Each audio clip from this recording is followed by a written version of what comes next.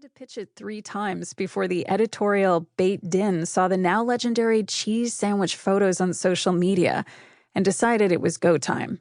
And even then, they only allowed me to cover it in text, rejecting requests to send a Vice News Tonight camera crew to the island to capture the disaster in real time.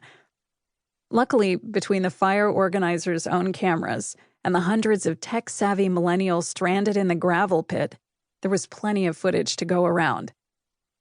I've often wondered if the breakdown was due to my failure to appropriately describe the story I had stumbled into, or if the adults in the room's failure to recognize it reflected just how normalized, pure, substantive-free hype had become. After all, Fyre's influencer blitz had yielded immediate returns on social media, which triggered national press coverage, which gave the whole endeavor a patina of legitimacy. Within hours of the Instagram onslaught, the Fyre Festival name was everywhere. On Facebook, Instagram, and Twitter, on news websites, and even old-fashioned but still coveted TV segments. Marketers involved in the campaign estimated 95% of the festival's tickets were sold in that first week, even though, as the world later discovered, the festival they sold consumers never even came close to existing.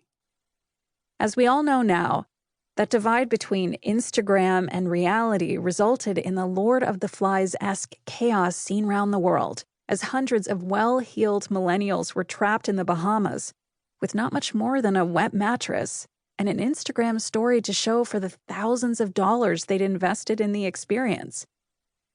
But as I followed the story past the initial Bahamian disaster into Billy McFarland's felony arrest, surprise felony rearrest, and federal sentencing, it became clear to me that there was something bigger at play. The natural endpoint of a society primed to trust their own emotions over objective, verifiable facts in a world that tends to value the signifiers of success over actual achievements. I saw it as I broke the story of the Fyre Festival implosion for Vice News, and it continued as I executive produced the Emmy-nominated Netflix documentary, Fyre, The Greatest Party That Never Happened. Along the way, I learned a whole lot about how scams are thriving in the age of social media, and how often we've collectively agreed as a society to treat hype as an indicator that we're playing with the real deal. These dynamics played out in a number of ways throughout my reporting on Fyre. At first, I thought the story had reached its zenith when Billy McFarland, then 25 years old, was arrested in the summer of 2017 and charged with wire fraud, not for Pied Pipering a bunch of desperate 20-somethings to Paradise Lost, but for defrauding his investors about the state of Fyre Media. He had claimed the company was generating millions of dollars in revenue, which it was not. A bonus shot came a year later, long after he had pleaded guilty to the first set of charges. At the time, McFarland had been out on bail pending a sentencing hearing for the charges stemming from the Fyre Festival. Most, including the prosecutors and the class action attorney representing his victims, assumed he had spent that time hiding out in his parents' basement in New Jersey. But I had heard a rumor he was actually back in the city, living large in a midtown hotel penthouse and bragging about his crimes at nightclubs and upscale strip joints.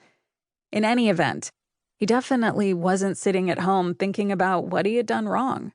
For weeks, I had been getting credible reports that Fyre Festival attendees were being targeted with emails from a new company called NYC VIP Access, which was offering ludicrously expensive tickets to exclusive celebrity events like the Met Gala, the Victoria's Secret fashion show, and Burning Man. That someone would be brokering these types of exclusive opportunities wasn't totally implausible. High-priced concierge services accounted for an estimated $297 million market in 2017. But something just felt off about these offers, in the same way the Fyre Festival website had felt off when I first clicked through. I started investigating and found, rather quickly, that it just wasn't possible to fulfill the experiences NYC VIP Access had been offering. For example, Met Gala tickets can't be purchased, and anyone with the